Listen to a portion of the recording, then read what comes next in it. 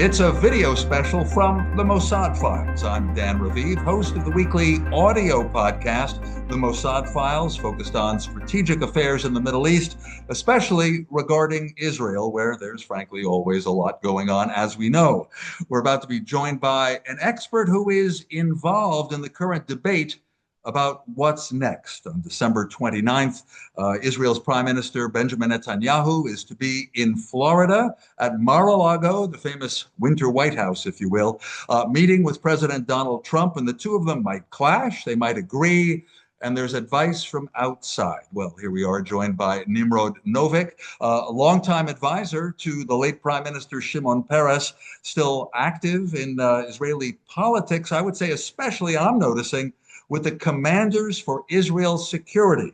That's a group of people who were military commanders, intelligence chiefs, senior government officials, concerned that Israel might even be going the wrong way. CIS, Commanders for Israel's Security. Nimrod Novik, you often have a lot of recommendations. And I have to say, I'm kind of impressed as a journalist. Less than a week before the Netanyahu-Trump meeting, December 29th in Florida, you managed to have two articles published in influential places. One of them you co-authored with Tamir Pardo, a former head of the Mossad, the Israeli Intelligence and Special Missions Agency, of course. So you and Tamir Pardo in the Jerusalem Post, and you alone, single byline, as they say, a guest column in the New York Times. Now that's influential. Nimrod Novik, I felt you were giving advice to President Trump, frankly, to put pressure on Netanyahu or restrain Netanyahu.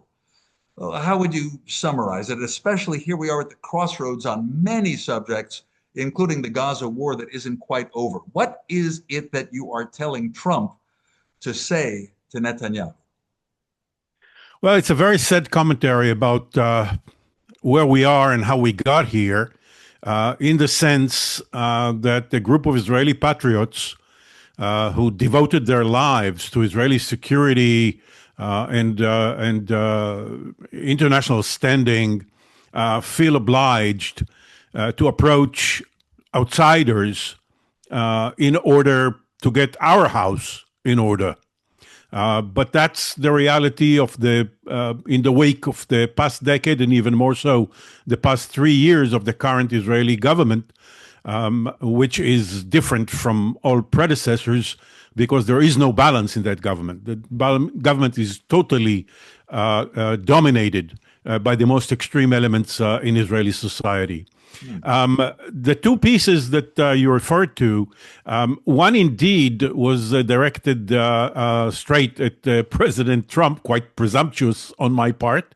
The other one, and as you said, with Tamir Pardo co-authoring, the other one is really more directed also to outsiders, but to the regional players, suggesting to them that they better not wait the outcome of the meeting on the 29th, but rather try to shape it. In both cases, the advocacy is basically very simple. The issues that prevent progress on the three fronts that are being discussed, and now there is a fourth, Iran. The three are Lebanon, Syria, and Gaza. And one should not forget the West Bank. On all of them, we are stuck and the cork is in Jerusalem. It's not that the Syrian president is an easy fellow, or the Lebanese situation is simple, or that Hamas is not to blame. But as Israelis, we expect nothing from a terror organization and everything from our own government. And since our government is not delivering what is required in our judgment, 600 of us in commanders, for Israel's security and well-being, we are forced to approach others. Okay, so what's the advice or the request? And I feel like I should just, maybe this will take us off track for a few seconds, but to be fair, I remember a time in Israeli politics where it was considered, if I can put it mildly, bad form to ask the United States to twist the arm of Israel's prime minister. And yet I feel that's what you are asking for right now. Yes, we are. And we shared that premise in the past, including during Netanyahu's earlier years, when we judged him a patriot with whom we disagree. This is no longer the case, where we believe that he is driven by other considerations. Let me give just one example which links the situation here with the advice or request of President Trump. Okay. One of the issues on which the Gaza plan, Trump's 20-point plan, is stuck and prevents transition from phase one, which is all but completed, to phase two, which is much more ambitious, is the issue of the involvement of the Palestinian Authority. Now, without belaboring the point, I just want to point out that the objection to Palestinian Authority involvement has nothing to do with Israeli national security considerations and everything to do with the stability of the Netanyahu coalition, with members of his coalition threatening to jump ship and bring him down should he allow a PA involvement. This is not a national security issue. As a matter of fact, Israeli security establishment routinely reports to the Knesset Security Committee that the Palestinian security agencies are cooperating closely with our forces in checking Hamas and other militant terror organizations on the West Bank and praising them for saving scoreless of Israeli lives in the process. Well, so I feel maybe you're giving the PA a little too much credit because, I do hear from the Netanyahu side and the prime minister himself that you never know who's going to be the leader of the PA in the future. Mahmoud Abbas, its president, doesn't live forever. And Hamas might eventually take over. So you may think it's safe to have the Palestinian Authority as the strong man, the strong party in the Gaza Strip, and then it won't be safe. Again, I don't really know what Bibi Netanyahu would prefer. And you're, of course, reading his motivation as just staying in power with his extreme right coalition members. I hear you. Look, we can all decide to live our nightmares.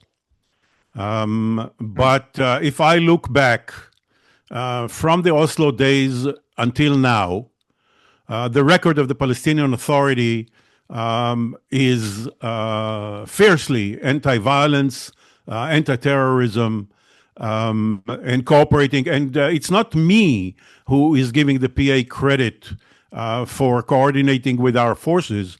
It's the Israeli, the IDF, the Israeli military. It is the Israeli Shin Bet, internal security, that is in charge of these issues of counterterrorism.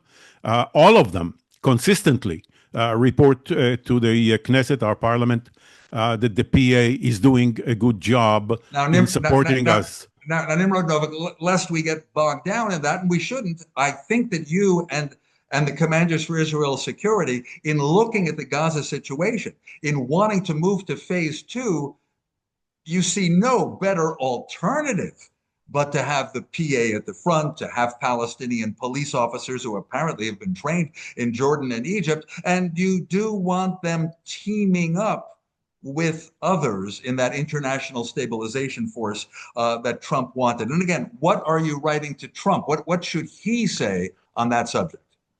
Before that, just to accentuate your point, it is not just that the PA, that there is no better alternative. It is deeper than that. None of the countries that are supposed to contribute troops, Arab countries, non-Arab Muslim countries that are requested to submit troops to the International Stabilization Force as prescribed by the Trump plan, are willing to do so while being perceived by their own constituencies at home, by others in the region, and by Gazans as replacing the Israeli occupation with their own occupation.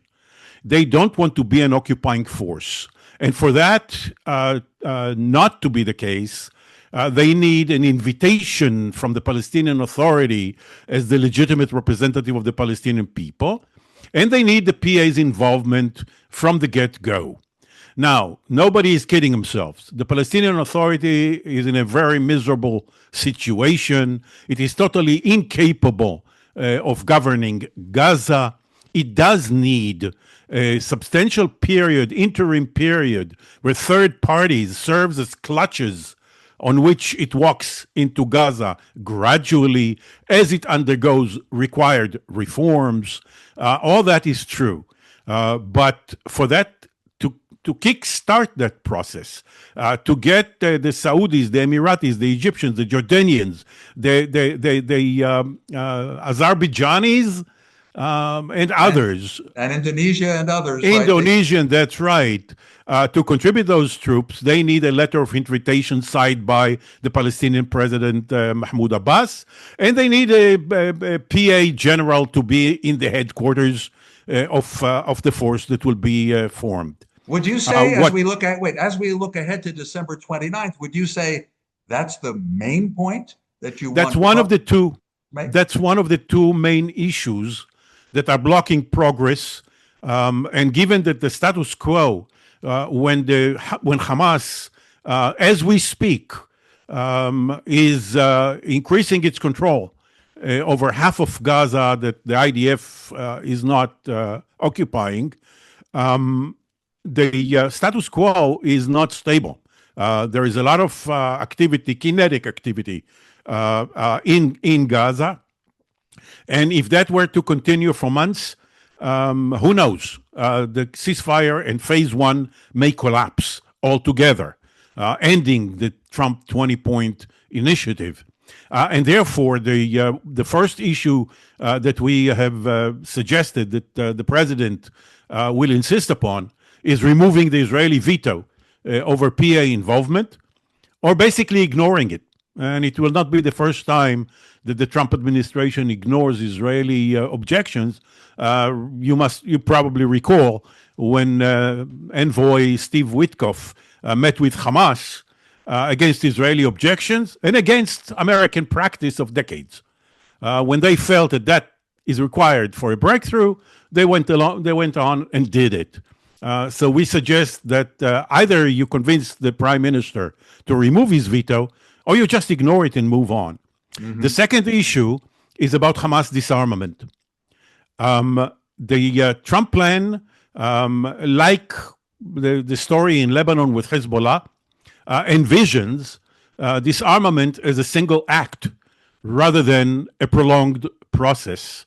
Now, if you look at any precedent worldwide, be it the Good Friday Agreement in Northern Ireland, or the Dayton Agreement in Bosnia, or the agreement in Colombia, disarmament took between 7 and 10 years before it was completed.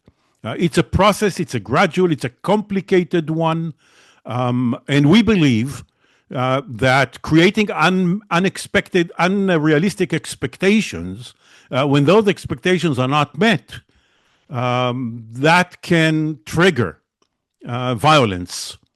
So your advice to Trump on that point, demilitarizing Hamas or convincing them to lock up their weapons or give them away, you're telling Trump, be flexible about it, that Bibi Netanyahu will tell you you can't introduce the stabilization force, it can't move ahead. So again, you're telling Trump to kind of ignore Bibi's obstruction on that. Is that right? What we're saying is that in the wake of the 2-year war, where we basically demolished all of Hamas military formations and decapitated the organizations one layer after another of leadership by targeted assassinations and otherwise, Hamas now is in no position to threaten the Israeli adjacent population the way it did in October 7th.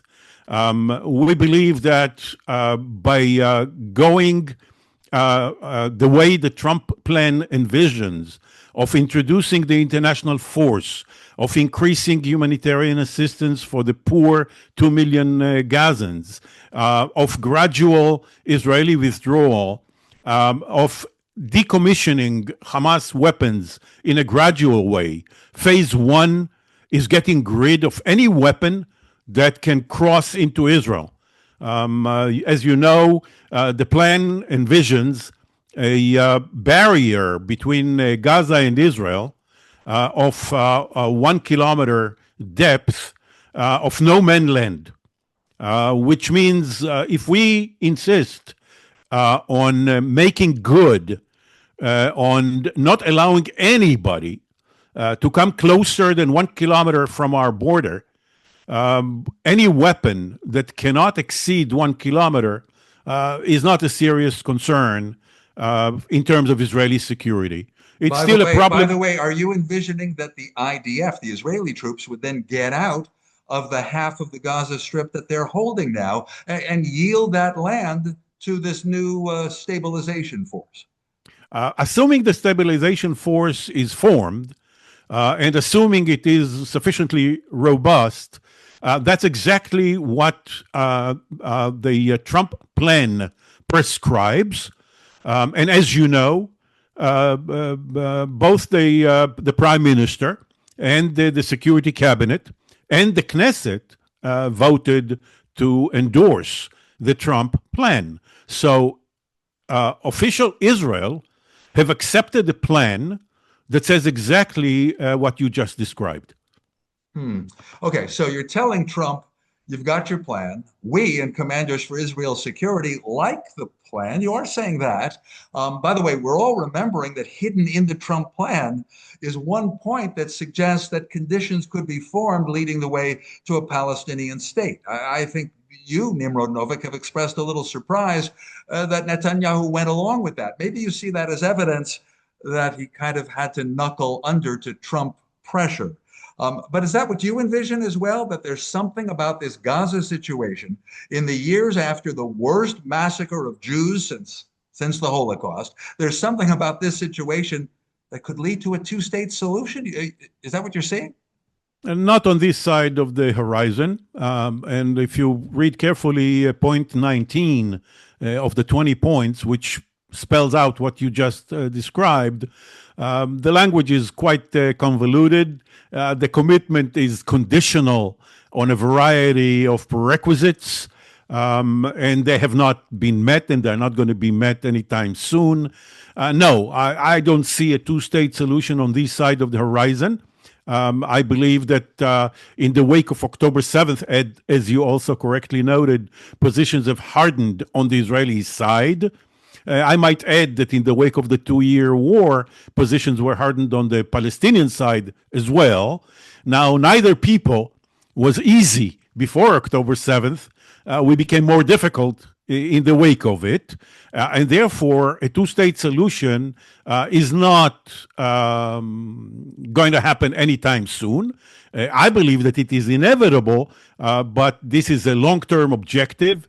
And I believe that what is called for in the immediate and medium term is not necessarily a negotiated deal, final kind of a deal, but rather pacifying Gaza the way the 20 points prescribe, stabilizing the West Bank, reversing some of the things that are happening under the current Israeli government on the West Bank, such as reining in Jewish terrorism there, which heightened tensions and drives young Palestinians to radicalize as well. So stop that, stop expansion of settlements, allow the Palestinian Authority the space to undergo the reforms that the Trump plan demands of them, and rightfully so. And that a long process. It's not going to happen overnight.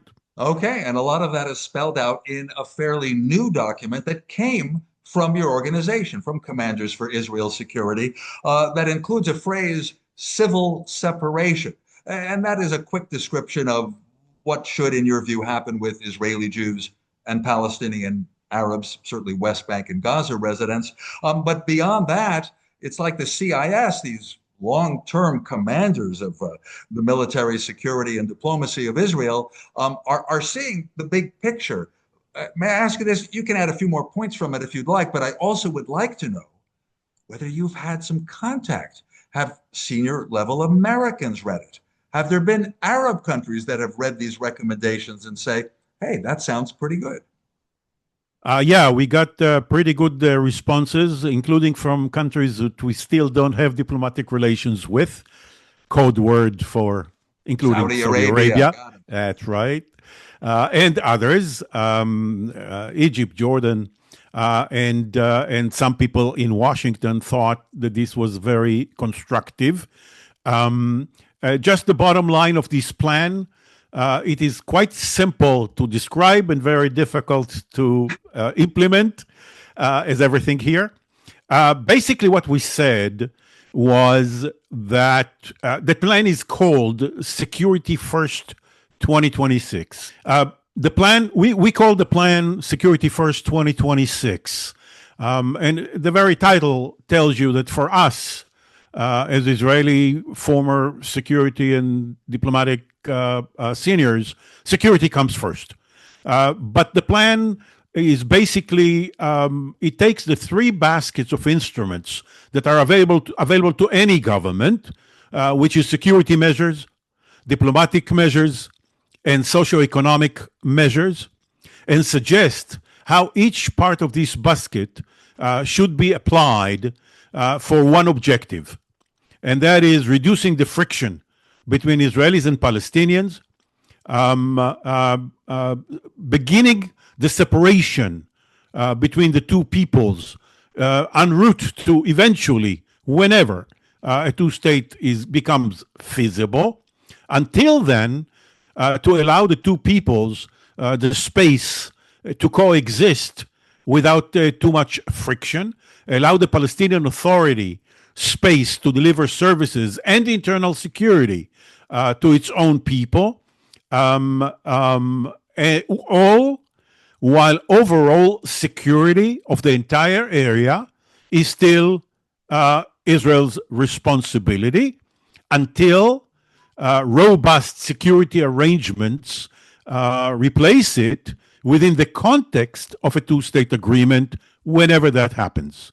So it's an interim plan that reverses the current slide towards what we believe is a bleeding, ever-bleeding one-state reality. Start reversing that. Okay, I got that, and I have a very specific question that touches on Israeli politics and where ideas like yours stand, and articles that are in large part aimed at President Trump.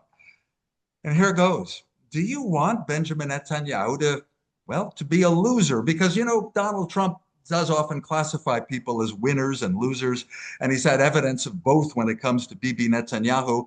Netanyahu has to call an election by the end of October next year. There are new signs that he might do it a bit earlier. In other words, are you trying to turn Trump kind of against Bibi and to believe that Netanyahu is a loser? I don't think so. I'm sorry. It's not a question of thinking. That's not my intention. That's not the intention of commanders. We are apolitical. Our interest is in Israeli policy and not politicians. We preach our... we lost you again. No, I'm here totally. We preach our Security 2026 plan to every segment of the Israeli political elite, with the exception of the extreme lunatics, Ben Gvir and Smotrich, who should not be in government, and and they want Netanyahu will not be forgiven. They want their plans are Jewish supremacy, messianic annexationism. They believe that 7.5 million Jews and 7.5 million Palestinians can live forever with the Israelis dominating and depriving the Palestinians of right, and the Palestinians will not rise up to fight for it. That's okay. That's their vision. In any event, the reaction from much of the Israeli political system to our plan is that it is reasonable, makes a lot of sense, doable under conditions of a coalition that just excludes the most extreme elements, not necessarily exclude Netanyahu as a junior partner, but exclude the most extreme elements. I got you. Now, Nimrod, before our time is up, I just want to come back to this. All right, fine. Commanders for Israel's security, non-political, not taking a stand on what coalition government exactly you want to emerge next year.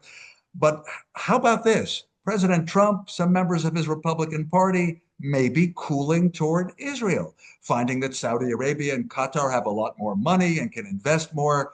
I don't know if Commanders takes a stand on that, but you, longtime diplomat and official, are you concerned that Trump might fall out of love with Israel? Not necessarily Bibi, with Israel. I will not do it as a personal thing in terms of Trump himself, but I would say that the trajectory is scary.